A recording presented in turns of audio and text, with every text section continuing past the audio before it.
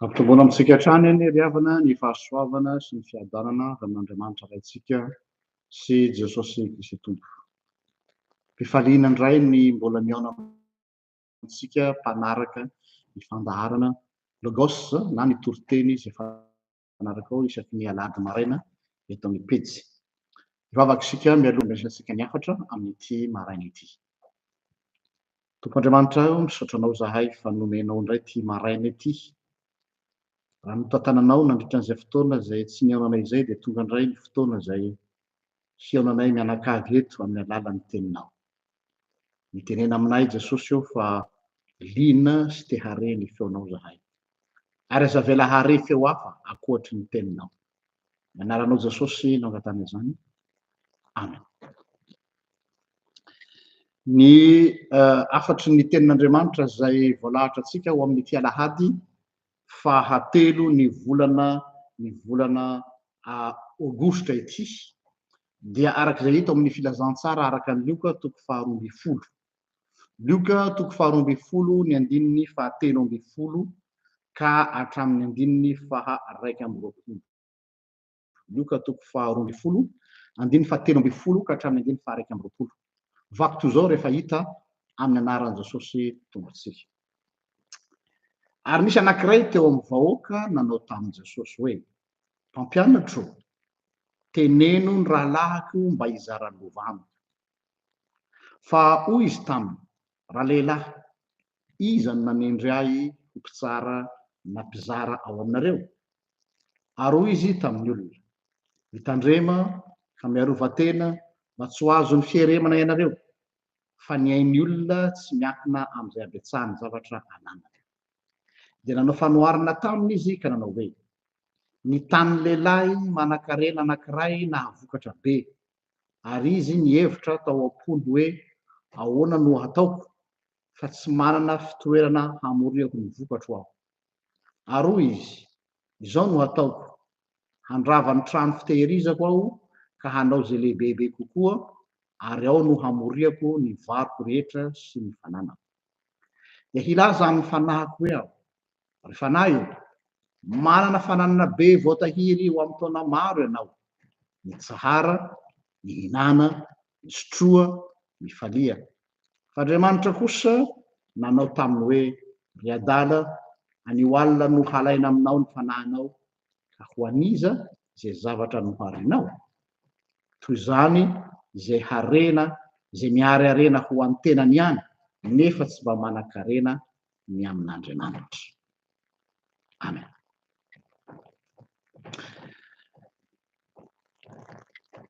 Manoloana teksta anankiray klasika mahazatra antsika izay indrisy koa nefany fa betsaka ny diso fampiasa izany eo amintsika mpitory-teny izay mitory an'ity hafatra ity.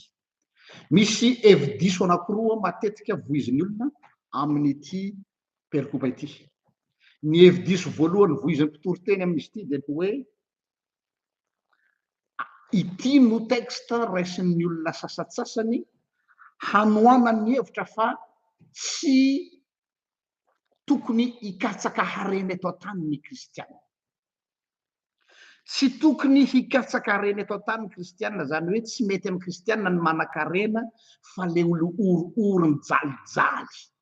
Io le lazaina hoe dolorisme, mivoy an'izany toe-tsaina zany. Tsy tsara hony ho an'ny mpino kristiana ny aina ao anatin'ny harena ka higalabona ao anatin'izany, fa aleo mba eo amin'ny antonontonony ihany, fa tsy de tsara ho an'ny kristiana ny manan-karena. Izany ve lazain'ity teksta ity? Ho hitantsika eo fa tsy zany mihitsy. Zany hoe hampitenenina amin'izay zavatra tsy milazainy akory. Ny hevi-diso faharoa izay voizin'ny mpitory-teny maro koa amin'ity teksta ity dia izao hoe mila manao ezaka be dia be, mila manao faraheriny ny mpino mba hanan-karena any an-danitra, satria zay voalaza amin'ny andininy faha-raika amby roapolo. Zany hoe miankina amin'izay ataonao etỳ no lovaina any an-danitra. Zany hoe misy valim-pitia fanampiny akoatry ny fiainana mandrakizay zany any an-danitra, ka arakaraky ny zavatra zay ataonao ity olo sasany de miampy ny isan'ny diadema eo amin'ny couronne rehefa any an-danitra na koa angambany mety mipetraka ao amin'ny klasy VIP misy mivoy an'izany hoe misy VIP ao an-danitra misy première classe deuxième classe troisième classe zany mampirofo fa ny olombelona de tia ny olombelona mihitsy mametraka système de mérite na système de récompense valim-pitia jamais ny olombelona manao zavatra amin'ny hitsipo fa tsy maintsy misy fikendren-javatra foana ao ambadika zany mahatonga le fanontany le fitenenina hoe inona aloha no anjarako amin'io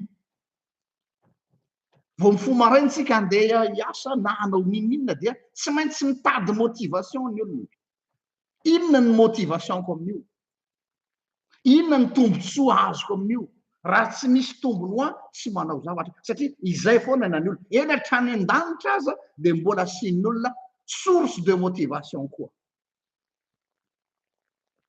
fa ho hitatsika eto fa tena tsisy dirany zany misy ty texte ty eto mba ho azotsika tsara ny tiany soratra masina lazaina amitsika dia ny teny fanalahidy araky ny hevitro eto amin'ity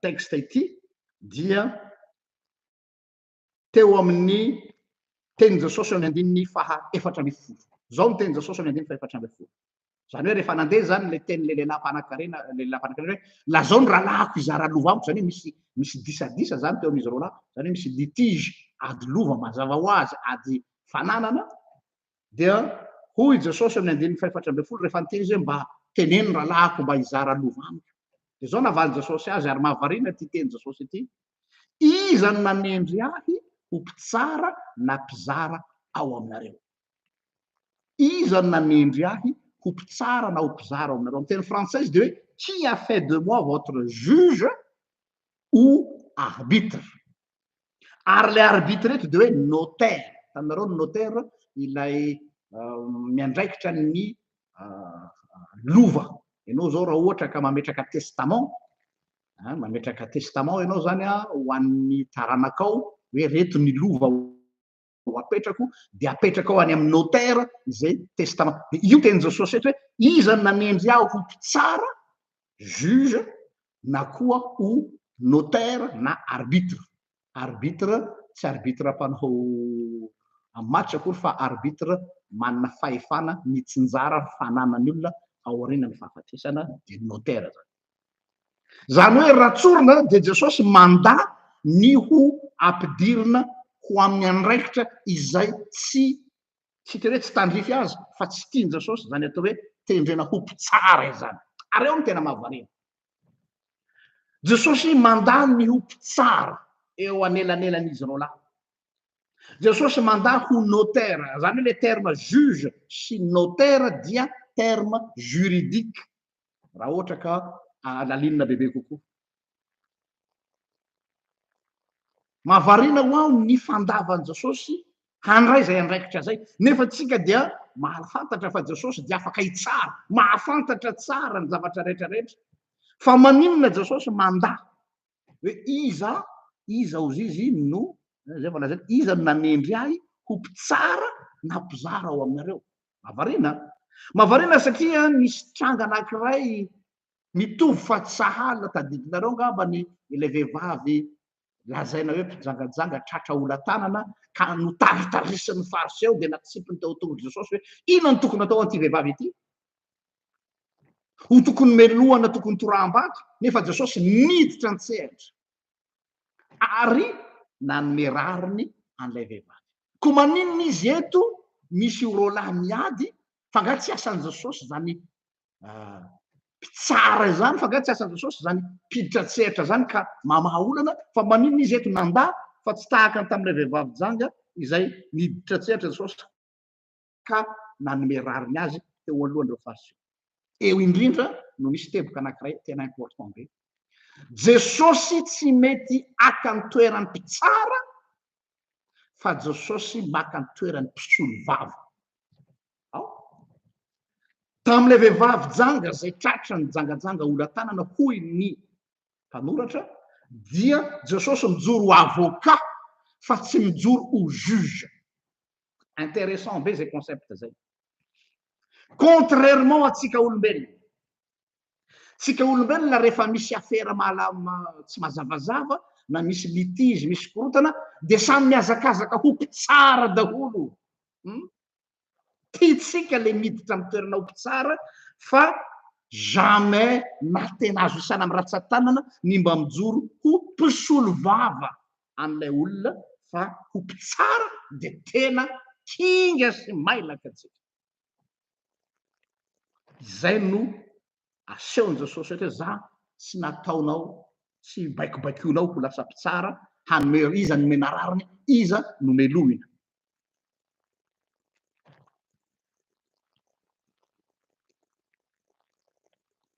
Matetika atsika amaha olombelona atsika dia mahita fafinaretana sy mahita fifaliana ary makatsirony mihitsy eo amin'ny fanitsakitsahana sy fitsarana ny olona tiatsika io. Raha idirantsika lalindalina kokoa ny texte de zao, tsy hoe Jesosy nandà ny fanasany ity lehilahy ity ny hoe mba midira-tsehatra andamina ny disadisa eo aminay.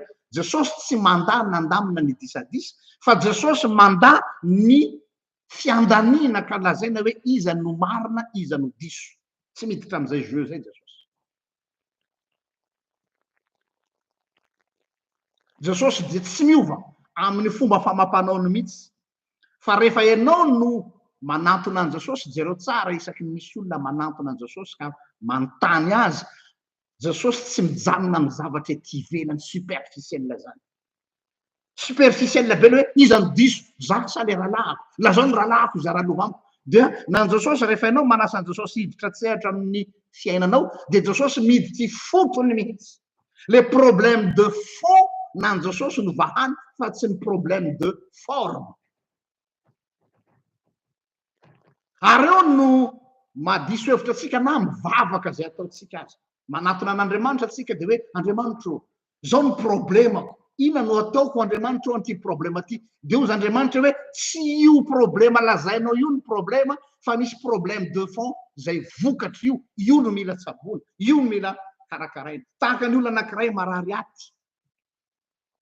Ny olona matetika marary aty, fiteniko foana eto amin'ity pejy ity zany, rehefa mietsika ny aretin'aty de mipotra ety amin'ny tanany ety misy fery, de mamenatra atsika le fery ho tazan'ny olona satria sao de omezan'ny olona, sao de fosafosain'ny olona, de ina ny réflexe atsika, tonga de miazakazaka atsika manao auto docteur, mandeha mividy pomady any amin'ny pharmacie, de manosotra le fery mba tsy ho tazan'ny olona. Zany hoe mamaiky atsika ahoana ny anesorana an'ity zavatra mahamenatra hitan'ny olona ity, fa tsy mitsabo ny aretina ifotony. Na Jesosy rehefa ianao manatona azy de zao miomana, io Jesosy io zany tsy olona mpandray zavatra ambolony, fa tena midina ifotony ary mamaha ny olana ifotony. Izay no nataony teto amin'ity ty lehilahy ty hoe ay manasa ianao andamina ny problemanareo amy rahalahy. Azafady, za tsy azonao baikona ka tonga de hiteny hoe ty carte rouge an'lahy, ty carte jaune ho an'ny anankiray, fa za raha tonga eo aminareo amy rahalahy dia hidirako hatrany amin'ny fakany ty ary ho abaribariko ny vrai problème. Inona ny tena problème? Inona ny mahatonga ny tsy fifankazahoana eo aminareo amy rahalahy? Io na Jesosy no tiany hidirana, fa tsy hoe iza ny diso ary iza ny marina. Io koa zany zavatra anankiray tokony ho ampahafantarina atsika eo amin'ny resaka famahana orana na gestion de conflit. Ny gestion de conflit de tsy fanaovana pompier mamono afo hoe io famledaleda ny afo de maty fotsiny ny afo de zay ny zava-dehibe, fa tsy maintsy jerena hoe fa taiza ny source ny afo ny rehatra, inona nahatonga an'io? Io na Jesosy no idirana eto, satria Andriamanitra mpandinika ny fo sy ny vo izy. Ahoana ny fomba namahan Jesosy an'ity problema ty? Rehefa avy ny teny an'io izy dia nanao tantara. Jesosy ohatrany tsy mahazo resaka ve Jesosy miantso le lehilahy ty hoe bada zao ny rahalahako, fa tsy rariny ny ataony amiko, tsy rariny le fizarana lova, fa ty tena le ry gourmand be. de nefa ny namany rehefa namany le problema Jesosy de nanao fanoarana. Io ny fomba Jesosy io rehefa mamaha olana na rehefa miditra fotony dia mitantara ino io tantara io aloha ny idirantsika am'le tantara ny zavatra anankiray tena mahavarina am'ty Jesosy ty ny fomba fiasany zany hoe méthode ny Jesosy ampiasantsika eto dia tahaka ny ahoana zany atao hoe manao effet miroir zany hoe Jesosy jamais hiteny aminao hoe ity ny klemanao na hoe izao tsy mety ataonao fa nan Jesosy asiny fitaratra eo alohanao de enao ihany no mahita hoe tsy lasy ty ary ny fomba ataony ny fomba an'Andriamanitra mihitsy zany fa tsy Jesosy ihany satria zay ny hatramin'ny testamenta taloha dia enao no asainy tonga saina ho azy am'izay zavatra nataonao amin'ny alalan'ny effet miroir. Mampatsiaro tantara anankiray mitovitovy amin'io tao amin'ny testamenta taloha ny tantarany Davida. Tadidinareo Davida zay naka ankeriny nampitaka any Batseba vadiny Oria. De rehefa nalainy ampitaka ny vadiny Oria Batseba ka nandriany nijangajangany dia nitady fomba ny lehilahy zay idebarasena ny Oria de farany maty anady Oria de napakariny moramora i Batseba. Zareo tsara ny fomba nananaran'Andriamanitra ny Davida, ny rahan'Andriamanitra tany amin'ny Davida natana amin'any. Raha vao tonga teo amin'ny lapan'ny mpanjaka natana tsy niteny hoe mpanjaka fa maninona ianao no manao toy zao, fa maninona nalainao ny vadiny Oria, fa maninona ianao no manao an'ity, maninona ny volonao izy, maninona anao vanao ady apitaka. Tsy namorona tantara i natana ry mpanjaka misy ka ohatr'izao izy mba tiako entina hatrehanao ka mampanjaka be voninahitra anao sy manam-pahendrena ary mpitsara ny mpitsara ny Israely amin'ny adiny ina ny tokony atao. De nieny Davida olona lina amin'ny atao hoe fahamarinana. Misy lehilahy mpanan-karena anankiray izy nanana ondry be dehibe ary rehefa nanana ondry be dehibe izy dia nitsiriritra ny ondrin'lay mpiray vody-rindrina aminy eo akaikiny zay ray fotsiny tsara loatra angamba le ondrin'le olona anankiray ka no tsiriritiny de tsy ampy azy ny ondriny be dehibe tato fa mbola nitsiriritra ny ondrin'le namany mahantra anankiray izy dia nalaina ankeriny zany izy ka novonony ny tompon'lay ondry. Ry mpanjaka raha enao no mpanjaka ka hitsara zany raha zany inona ny tokony atao? De nisafoka Davida eto ty zany ny olo zany nanaovako azy, mila tsarainy zany vonona mihitsy sisy de namaly moramora natana ianao zany ry mpanjaka. Izany ny fanaon'Andriamanitra mba hahatonga saina ny olona.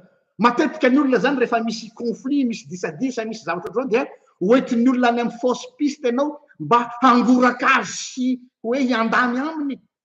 Jesosy tsy azonao amin'ny santimaka, Jesosy tsy azonao amin'ny fo mangorangoraka de mampalahelo be ahy de mampalahelo be ahy de ry kosa olona tena tsy alehany mihitsy. Azafady rehefa mandalo amin'ny scanner an Jesosy ianao, mandalo am'le mason'lay Andriamanitra manana maso tahaka an'le lafo dia mampitsikafona ny vrai problème. Ary zay ny fanontaniana mipetraka amintsika koa amin'ny problema tsika rehetrarehetra. Hifitry ny problema daholo tsika rehetra mianakavy. Eny mitentsika nahoana tsy hain'Andriamanitra ny problema fahoriako mitondra ny problema tsika tahaka an'ity lehilahy teo anatrehany Jesosy tsika fa ny fanontaniany Jesosy aminao hoe io problemanao io ve ny tena olana sa zavatra hafa? Izay no lesona ngezambe anankiray voaraitsika eto. Verenatsika am'izay le texte.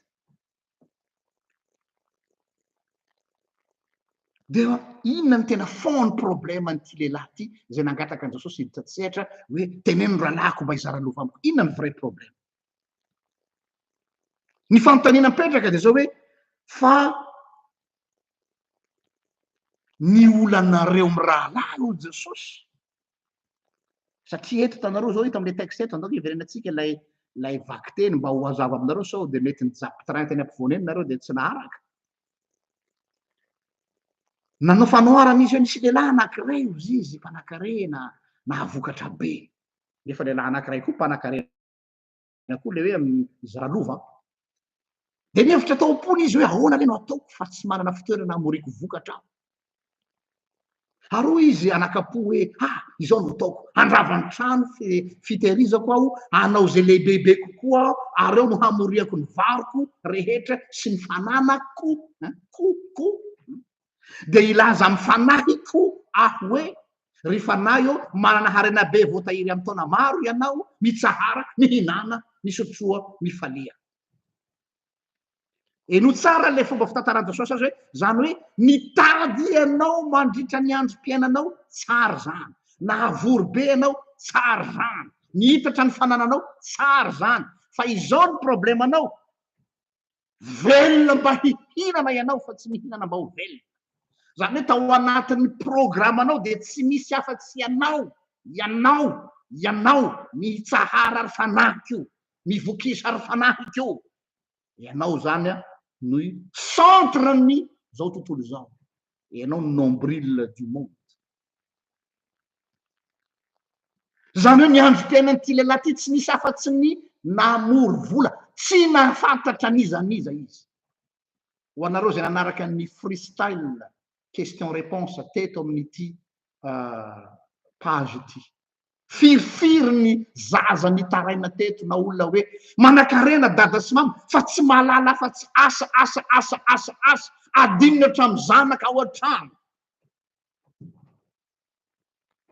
Zanany vavy zao efa afaka BPC dia mbola tsy fantatry le raim-pianakaviana ihany fa moeraoera te ampiseho ny fananany amin'ny rahalahiny sy ny mpiaramonina aminy hoe rehefa mahafaka BPC io zanako io dia vidianako 4-4. Nefa le zanany efa manana BPC diky zany il s'en fout de tout le monde fa ny azy dia hoe vola. Aveo rehefa tonga amin'izay ny problema fa ina ny problema sy hitako ny olana ina kay mampahory anareo toko efa vidianako ny zavatra rehetra toko efa mihinana ny fihinan'ny olona toko mitafy fitafin'ny olona toko mianatra amin'ny ekôla tsy vitin'ny olona tsy hitako tsony problème. C'est là le problème. Tellement ianao revony fitadiavana ny ravola zay tsy misy maharatsy azy ka hadininao ny miaina. Eny tompoko zany natao hoe miaina, tsy mitady volana natao hoe fiainana, tsy milalao volana natao hoe fiainana, fa ny fiainana tsy mijanona amin'ny ravola. La vie n'est pas limitée qu'à l'argent. Vokany tellement le rangaty zany tena tsy nanao afa-tsy nitady any ravola ny androm-piainany adininy hatramin'ny rahalany hany ka tonga amin'izay ny conflit. Ary le tenin Jesosy eto hoe tsy misy nataony afa-tsy ny manitatra ary sous-entendu ao ambadiky zany zavatra zany dia zao hoe ny antom-pisian'ity lehilahy ty zany dia izao hoe enrichissement à outrance hozy ny fiteny frantsay. Zany hoe tsy maintsy ataoko zay hampanakarena mioapapanahy ary zay olona manakatsakana na obstacle amin'izany famoriko arena zany dia fa avaloko. Ary zay nahatonga le disadisan'izy roa lahy. Io zany tiany Jesosy atongavana hoe nahatonga niadina roa lahy tsy problema nalove, tsy problema hoe zarana mitovy fa problema hoe tellement ianao zany tena tao anatin'io ka raha voalasa obstacle na sakana ho anao ny même rahalahinao dia tsy hitanao rahalahinao tsony izy fa hitanao concurrent. Zany hoe na ny rahalahiny aza mety ho lasa concurrent. Rahalahin'ny fanapatsiny aminy, rahalahin'ny tovra aminy dia il ne le voit pas en tant que frère mais il le voit en tant que concurrent. Mampalahelo mivadika ny fijeriny rahalahy. Ka noho zany raha ity rahalahiko ity no manelingelina ny fanitarako ny ambainday ny fananako dia tsy mahamenatrahy ny mielimine azy. Io ny aretin'izao tontolo zao, ny areti-pitiavana. Marary fitiavana zao tontolo zao. Rehefa ny olona manomboka mampitaha ny tenany amin'ny hafa dia manomboka eo ny aretina. Io nahazo an'i Kaina sy Abela. Rahalahinao zao zandrinao dia tsy zandry tsony ny fijerin'ny Kaina azy fa adversaire. Satria nampitaha hoe fa maninona izy no toa mahazo sitraka masonany fa za toa tsy mahazo sitra noho zany solution elimineko izy arao tsara le fratricide aveza zany ny source ny problème manomboka amin'ny fampitahanao ny tenanao amin'ny havanao amin'ny hafa de miteraka fankalana de miteraka lolo-po de miteraka otri-po de miteraka fankalana ary miafara amin'ny famonoana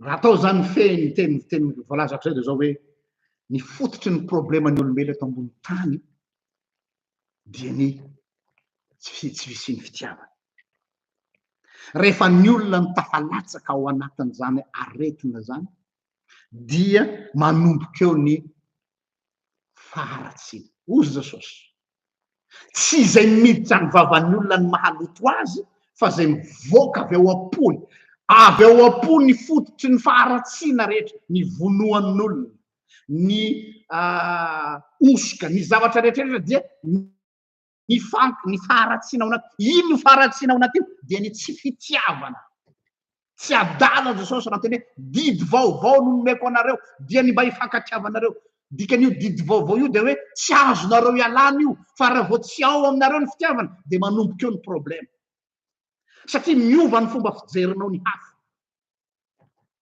lasa adversaire rehefa manohitohina ny intérêt anao na de havanao fanapatsinay aminao zao aza ray tapo aminao zao de heverinao fa fahavalo zanakao zao voaverinao fahavalo zany mahatonga an'ireny olona tsy mifandeha maty rehefa ny tsy fitiavana no mipetraka ao anatin'ny olona dia mivadika biby ny olona tsy kisendrasendra nametrahan jesosy le hoe didy vaovao no nomeko anareo tsy hoe slogan fotsiny hoe mba mifankatiava rerakizy ohatrany fanao ny ray aman-dreny mba mifankatiava nareo zanako eny tsara zany fa eto didy mihitsy zany hoe tsy azo ialana ekina ny aina fa raha vo tsy ny fitiavana no mibaiko ny olona amin'ny zavatra rehetra azy ataony dia mivadika ota izany na ny fanomponao an'Andriamanitra raha vo tsy ny fitiavanao an'i Kristy no manery anao manao ny asa dia mivadika ota ny fanomponao an'Andriamanitra averiko zany ity asa fitoriana zay ataoko eto ity ny asa fanompona zay ataoko eto ity na any amin'ny fiangonana na eto am-pejy na any fiarahamonina raha tsy ny fitiavan'i Kristy no mibaiko a dia ota ity de tahaka zany koa ianao handeha ho any fiangonana anao zao rehefa avy eo na handeha hanao asa fanompona any amin'ny sampana na handeha hanao asa tsy haiko etsy eroa de nio tsara aloha hoe inona no manosika anao manao zavatra fa ny aretina miteraka aretina manimbany ny fiarahamonina sy manimbany zao tontolo zao dia ny tsy fitiavana eto zany ny texte mazava jesosy tsy manasa atsika hankahala ny vola tsy any resaka au contraire tena ilaina ary ataovy zay ampanankarenanao fa izao tandremo sao de io harena io no lasa mivadika ozona ho anao veriko ndray tandremo io harena io mivadika ozona de ina mahatonga an'io mivadika ozona raha vo tsy misy fitiavana ny fampiasanao an'io vola aman-karena io de mivadika poison averiko indray raha tsy misy fitiavana ny fampiasanao an'io vola aman-karena io de mivadika poison hanimbanao io hanimbanao dans le sens hoe déjà no zavatra voalohany ataony hampisaraka anao amin'ny havanao hampisaraka anao amin'ny manodidina anao hahatonga anao centré amin'ny tenanao rery de rehefa centré amin'ny tenanao rery ny fiainana dia hozanao hoe niza manohitohina ny tombotsoako dia kotehiko tsy zany ve ny manimba ny firenetsika rehefa omnubilé ny olona eo amin'ny fitondrana ka tsy malala fa tsy ny tenany tsy malala fa tsy ny zako ny hanitatra tsy mety voky dia baikooniny am'izay izy de lasa manana instinct de tueur adininy hoe rahazahako ity adininy hoe praitany razanamiko ity adino hoe mpiray tanàna amiko ity fa hoe adversaireko ity aelimine. Zay no teny Jesosy eto hoe tsy ny fizarana lova ny problemanao zanako, matsy an'iletsy lehilahy retsy, fa ny problemanao de zao hoe potika ny fifandraisanao amin'ny rahalahinao satria tsy nalala afa-tsy raha vola ianao, tsy misy zavatra ambony noho ny vola.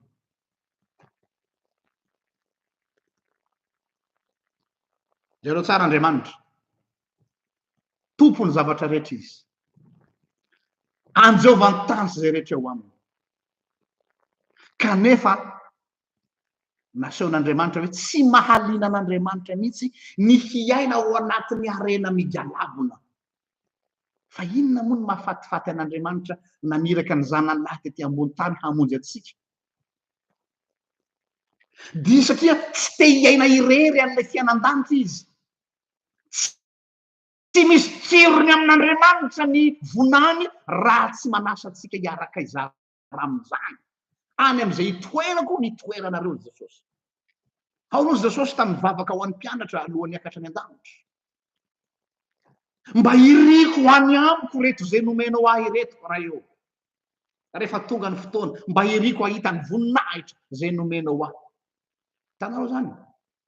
Tsy miinterese an' Jesosy ny hiaina ao amin'ny voninahitra raha tsy misy anao miaraka aminy. Dia amin'izay vao misy tsirony ilay voninahitra satria zarainy amiko sy aminao. Zao ny fiainan-danitra. Ny mahalanitra ny lanitra dia fitiavana fa tsy ny famirapiratana, sy ny hoe misy volamena be dia be any an-danitra any. Ny olona masina miteny hoe ay tsara sambatra be zay tonga any an-danitra any fa manino feno volamena any, misy safira any, misy émeraude any. Ui marina zany, misy an'ity zavatra rehetra ty, fa ny mahalanitra ny lanitra tompoko dia tokana ihany, tsy misy afa-tsy fitiavanao. Ary zay mahatonga an'ilay toerana ho paradisiaka, zay mahatonga an'ilay toerana ho mampehonina. Ho an'izay rehetra niaino témoignage n'ireo olona nanao expérience NDE na le mort imminente, zany hoe efa maty dia miverina indray, mitovy daholo ny témoignage n'izy rehetra zay verina avy any. Tsy mbola nahatsapa sy nahare fitiavana toy izany aho izy tamin'io toerana io, fa tena feno fitiavana ilay toerana, tsy misy afa-tsy fitiavana ao. Zay no mahatonga an'ilay hoe fiainana be dia be. Io le lazaina eto amin'ny andininy faha 1:20 hoe mihary arena any an-danitra. Inona le arena any an-danitra? Tsy fiainana mandrakizay, tsy récompense, tsy valim-pity, tsy diadema amin'ny loha, tsy volamena na safira. Ny hareny lanitra ny fitiavana. Ataovy zay hanananao fitiavana dia tonga lanitra ny ankohonanao, tonga lanitra ny firenenao, tonga lanitra ny fiarahamoninao. Fa matoa afo be ty firenetsika ity, matoa afo be ny tokantranonao, matoa afo be ny fiarahamoninao, dia satria hala sy mifankahala ny olona. Zay ny antony. Dia manomboka daholo ny faharatsiana rehetrarehetra, vonoan'olona, fa sy ny sisa ao anatiny daholo zany. Fitiavana no antidote.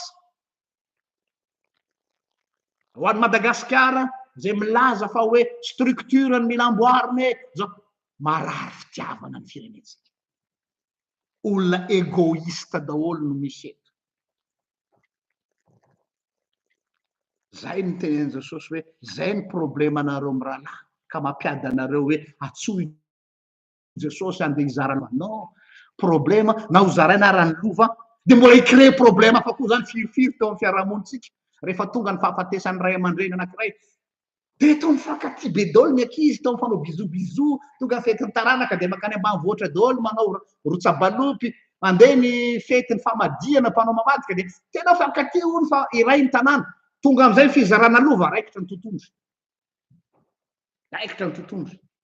Fa irano izy vatsy ambanalahy tsy rariny kosa zao. Zany tena niasa mafy teto amin'ny dada sy mama, fa nahoana izy no nahazo ny tôbila fa zay no nahazo ny sarety, fa maninona izy no sy ny sisa. Aika izy reto uni par l'argent, nampiraisy ny vola, natambatry ny vola fa tsy natambatry ny raha zay mampiray azy hoe mpiray tam-po, tsy natambatry ny hoe samy olombelona, tsy natambatry ny hoe samy mpiray tanàna, fa natambatry ny ty fiarahamonina miorina ambony ity de fiarahamonina marefo, fiarahamonina matory ambony volcan hipoka rapitso, tsy ampozina roviny io pa de aveo am'izay nao tena tsy nampoziko olona ohatry reny mba naminako fitokisana kanjo ny vadika amiko edre